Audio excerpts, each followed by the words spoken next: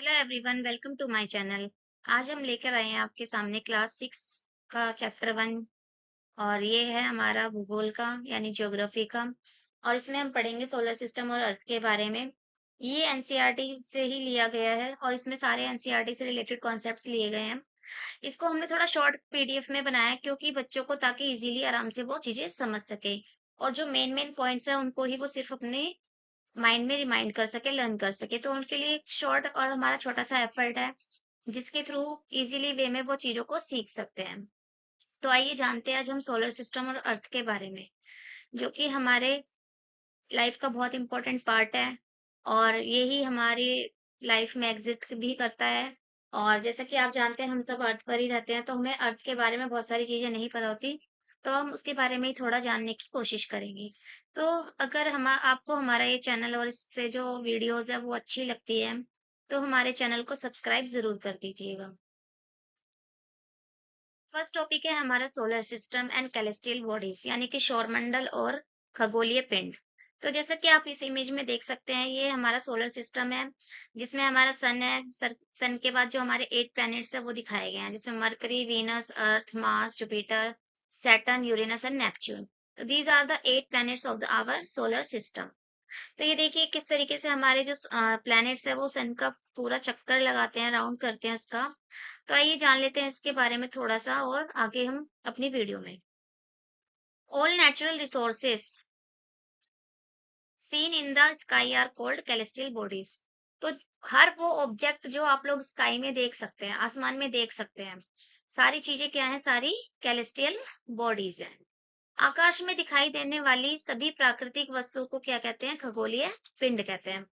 तो देखिए जो भी हम आकाश में देखते हैं, हमें जो भी चीजें दिखाई देती हैं वो सारी चीजें क्या है, खगोलीय पिंड है। आइए अब जानते हैं हम स्टार्स के बारे में।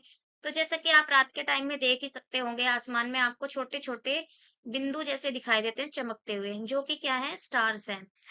और ये स्टार जो है ये अनगिनत मात्रा में बहुत ज्यादा पाए जाते हैं, यानी कि इनकी कोई गिनती नहीं है, ये अनलिमिटेड है। क्या है ये, अनलिमिटेड। तो इस तरीके से हम जान सकते हैं कि ये क्या है, हमारे अनलिमिटेड है और इनको ना तो गिना जा सकता है। और आपको ये देखने से पता चलता होगा कि आसमान में ये हमें रात को दिखाई देते हैं। Stars are the huge balls of gases that have their own heat and light। तो स्टार्स क्या होते हैं, ऐसे विशाल गैस के गोले जिनमें खुद की रोशनी होती है और ऊर्जा उत्पन्न करते हैं।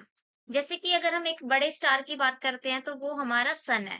तो जो सन है वो उसमें खुद की क्या है, अपनी खुद की लाइट है।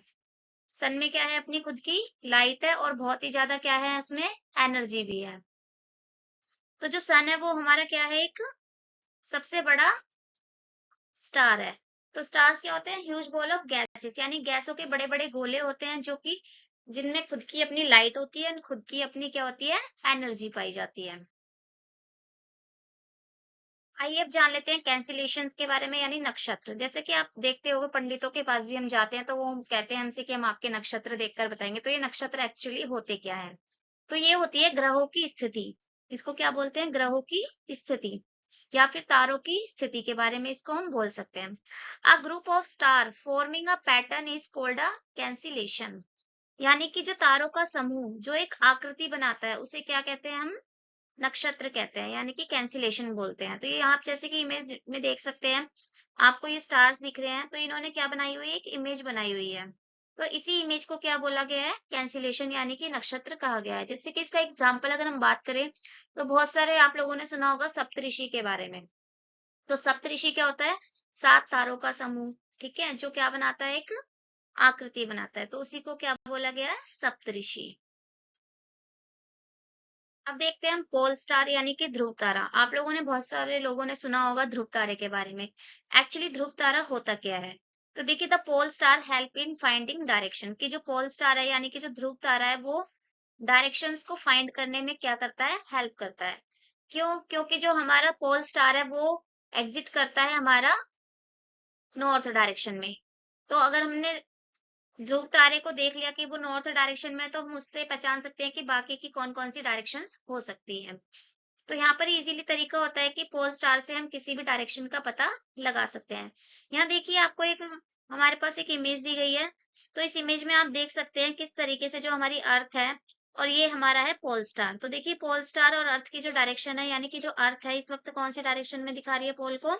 नॉर्थ डायरेक्शन में। तो इसकी जो बाकी की डायरेक्शंस होगी वो उससे इजीली फाइंड कर सकते हैं हम। आइए अब जान लेते हैं प्लैनेट्स के बारे में। प्लैनेट्स क्या होते हैं? तो जहां पर आप रहते हैं अर्थ, अर्थ भी हमारा क्या है? एक प्लैनेट ही है। तो देखिए planets are the celestial bodies that do not have their own light and revolve around the sun।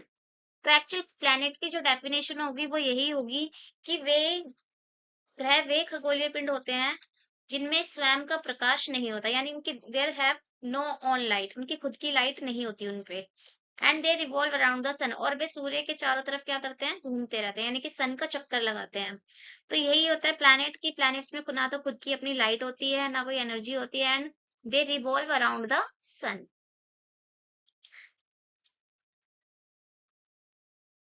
आइए अब हम जान लेते हैं प्लैनेट्स के बारे में। तो जो हमारे प्लैनेट्स हैं वो है हमारे 8, जैसा कि मैं आपको स्टार्टिंग में बता चुकी हूँ। तो यहाँ पर ये इमेज देखिए, इससे आपको पता चल जाएगा कि कौन-कौन से प्लैनेट है। तो फर्स्ट आता है हमारा मरकरी। देखिए ये हमारा मरकरी है, ये फर्स्ट नंबर पे आता है और इसको बुध ग्रह भी कहा जाता है। दूसरा आता है वीनस, यानी कि शुक्र ग्रह। ये हमारा वीनस है। थर्ड इज हमारी अर्थ। देखिए अर्थ जो है ये प्यारी सी अर्थ दिख रही है आपको जहां पर हम रहते हैं। तो ये है हमारी earth. Fourth is Mars. Mars is a red, इसको लाल ग्रह भी कहा जाता है। तो यहाँ पर देखिए इसको लाल ग्रह के रूप में दिखाया गया है, यानी मंगल ग्रह। जुपिटर, जुपिटर जो कि हमारा सबसे बड़ा प्लेनेट है और ये यहाँ पर आपको इमेज से दिख ही रहा है कि ये सबसे सारे प्लैनेट्स में क्या है? सबसे बड़ा है और इसको बृहस्पति भी बोला जाता है। फिर आता है हमारा सैटर्न, यानी कि शनि। और शनि क्या है? शनि के जो चारों तरफ है कुछ रिंग्स पाई जाती हैं जो कि एक छल्ले की तरह आपको दिखाई देती है। आज अब देखा जाए तो जो हमारा शनि है उसके सबसे ज्यादा क्या है? आर्टिफिशियल सैटेलाइट्स हैं। सॉरी, इसकी आर्टिफिशियल नहीं, इसकी सैटेलाइट सबसे ज्यादा किसकी है? हमारी शनि ग्रह की है। फिर हमारा आता है यूरेनस, यानी कि अरुण। ये आप देख सकते हैं, ये ग्रीन कलर में आपको दिखता है, मतलब इसको इसमें ग्रीन मीथेन गैस पाई जाती है, इसलिए सबसे ज्यादा, इसलिए इसको ये हमारा ग्रीन बोला जाता है, इसे ग्रीन कलर का दिखता है। And the last is Neptune. Neptune को वरुण ग्रह भी कहा जाता है। तो ये हमारे प्यारे से प्लैनेट्स हैं जिनको आप, मैंने कलर से दिखाया गया है और देखने में भी कितने अच्छे लग रहे हैं और आप इजीली इनको आइडेंटिफाई कर सकते हो कि किस तरीके से इन ग्रहों के बारे में बताया गया है। आइए अब जान लेते हैं कुछ इंपॉर्टेंट फैक्ट्स जो कि हमारे लिए जानने बहुत ही ज्यादा जरूरी होते हैं। तो क्लोजेस्ट टू सन, यानी कि जो सन है उसके सबसे पास वाला कौन सा ग्रह है, यानी कि कौन सा प्लैनेट है? तो वो है हमारा मरकरी। फिर लार्जेस्ट प्लैनेट की अगर हम बात करें तो मैंने अभी आपको बताया था कि हमारा जो लार्जेस्ट प्लैनेट है वो कौन सा है? जुपिटर, यानी कि बृहस्पति। कोल्डेस्ट प्लैनेट की अगर हम बात करें, यानी कि जो सबसे ठंडा है और सबसे लास्ट है, वो है हमारा वरुण। ट्विन ऑफ अर्थ, तो पृथ्वी की जुड़वा बहन भी किसे कहा जाता है? शुक्र को। क्यों? शुक्र और पृथ्वी दोनों जो है वो सेम है दिखने में, इसलिए उसको क्या कहा जाता है? पृथ्वी की जुड़वा बहन कहा जाता है। आइए अब हम जान लेते हैं अर्थ के बारे में, जहां पर हम लोग रहते हैं, यानी जहां पर हम लाइफ जो है वो, जिस प्लेनेट पर लाइफ एग्जिस्ट करती है, वही एक इकलौता ग्रह है और वो भी है हमारी अर्थ।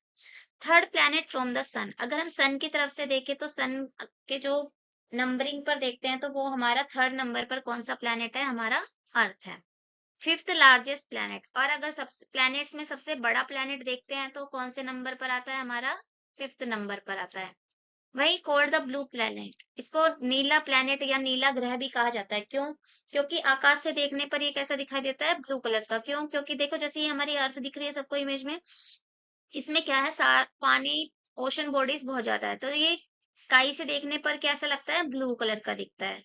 About two third covered with water, क्योंकि इसका 2/3 जो क्षेत्र है वो किससे घिरा हुआ है?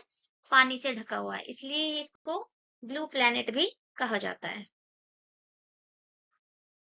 आइए अब मून की बात कर लेते हैं। तो मून, जैसे कि जिसको सब चंदा मामा के नाम से भी जानते हैं, और ये हमेशा रात के टाइम में ही आप देख सकते हो स्काई में। और ये क्या है? ये ही जो मून है वो हमारी अर्थ की नेचुरल सैटेलाइट है। क्या है ये? हमारी अर्थ, मून की, मून जो है वो हमारी अर्थ की natural satellite. Natural satellite of earth revolves around the earth. ये हमेशा क्या करती है? अर्थ का चक्कर लगाती है। हमारी अर्थ किसका चक्कर लगाती है? सन का। So they have no own light of its own, इसकी अपनी खुद की कोई लाइट नहीं होती है।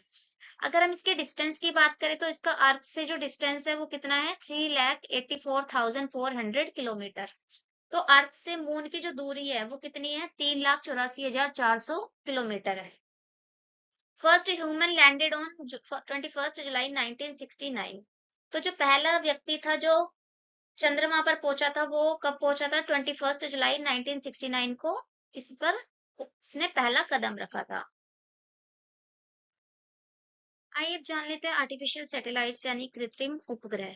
कृत्रिम मतलब जो बनाए गए हैं ह्यूमंस के द्वारा और जिनको फिट किया गया है कहाँ पर, एट द स्काई। और क्यों, क्योंकि ये हमारे पूरी अर्थ की निगरानी रख सकते हैं। एक पर्टिकुलर कंट्री जो है वो अपने एरिया में इसको फिट करवा देती है ताकि वो अपने देश पर नजर रखे या दुश्मन देश पर नजर रख सके कि कोई इस पर हमला ना कर दे। तो man made object send into space for communication and research. तो ये मानव द्वारा बनाए गए पिंड है जो अंतरिक्ष में भेजे जाते हैं for the purpose of communication and research, यानी कि किसी चीज की खोजबीन करने के लिए या फिर हमारा जो कम्युनिकेशन सिस्टम है उसके लिए, जिसमें हम एक दूसरे से मेल्स वगैरह के थ्रू बातें करते हैं या फोन पे बात करते हैं, वो सब किसके थ्रू होती है, आर्टिफिशियल सैटेलाइट्स के द्वारा।